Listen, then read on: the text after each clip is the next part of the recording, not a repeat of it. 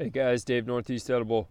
Had a question come in recently about asparagus and when you know it's time to pick asparagus and kind of what the deal is with why their asparagus is a lot skinnier than what you see at the store typically. So I just wanted to show you a couple young asparagus spears. It's kind of like a row of them.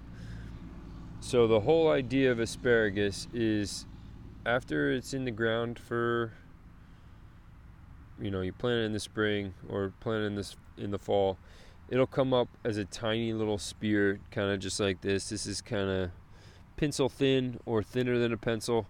You want to keep it just like that. You want to let it grow up. You want to let it fern out. You kind of tell it looks like a fern on the top. So you want to let it grow to its life cycle. Let it look like this until the fall, and so it's spring right now. You want to let this go to the fall, and in the fall you can cut it back with a lawnmower, or you can just chop it off with a knife, or easy with a lawnmower to do. You just take a swipe. If you have it in a row, you just take a swipe right down the row. So what I'll do, I'll cut it back. First year planting, I'll let it go all the way to the fall. I won't cut any asparagus. I will cut it back in the fall. Let it just basically cut it at ground level. I'll re-mulch. That'll help with the weeds. You can see there's still some weeds coming through here, but if you mulch every year, it'll help with the weeds. So you do that, and then the following year, your spears will be a little bit thicker. Not quite as thick as what you see in the supermarket, but a little bit thicker. If you look right here, it's a little thicker of a spear. That's still 1 year old, or it's only been in the ground 1 year, so it's probably about a 3-year-old spear. But typically this is what you're going to get the first year. Let that go, cut it back in the fall. The next year, you're going to get a little bit of a thicker spear. You're going to harvest for about a week, or basically one cutting.